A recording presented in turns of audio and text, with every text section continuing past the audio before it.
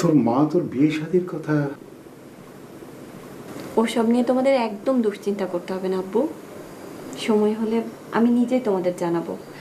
ও আব্বু শোনো, একটা কথা বলতে চাচ্ছিলাম, কিন্তু তুমি রাগ করতে পারবে না এতে। কথা যত ইচ্ছে বলতে পারিস, কিন্তু কোনো চিটের নাম যেন তোর মুখে না শুনি।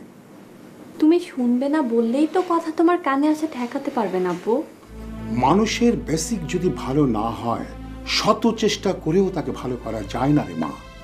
শুধুমাত্র ওর জন্যে ডিপার্টমেন্টের কাছে এত অনুরোধ করে ছোট হোক একটা চাকরি জোগাড় করে দিয়েছিলাম।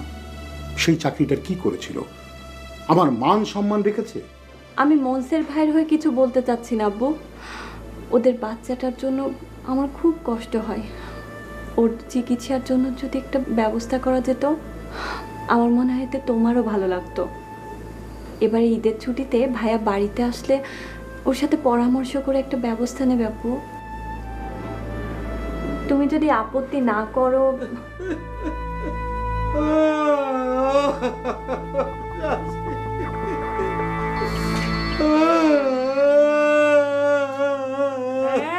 মনসেন, কি হয়েছে? কাঁদতেছো কেন?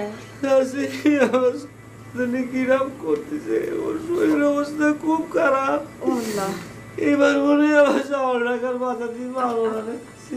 আচ্ছা তুই একটু দাঁড়া তো। মনসের ভাই, কি হয়েছে বাবু? কি হয়েছে আমি কিরম করে খবর? আমি তো ডাক্তার মানুষ না। তাহলে ওকে হসপিটালে নিয়ে যাওয়ার চেষ্টা করেন। হাসপাতালে তো নেবো, ওর টাকা লাগবে না? ওর তো সেই সামর্থ্য নাই নেবো। দেখি শোনো তো। নে মনসেন, আপাতত এই টাকাটা নিয়ে তো সাহলে টাকা মোহর নিয়ে যা, যা জলদি যা। ও শাশি, যা যা দোয়া করে দাও। কান্দিস নে। এই টাকাটাও রাখো। যা, একটু দোয়া করে নাও। আল্লাহ ভালো করবি, যা।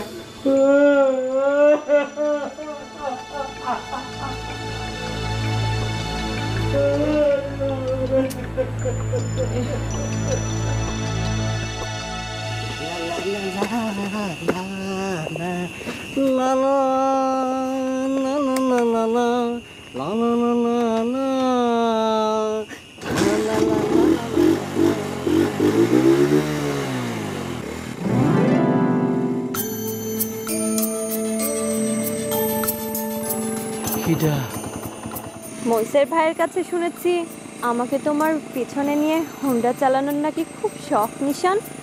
নেবে আমাকে তোমার হোন্ডায়?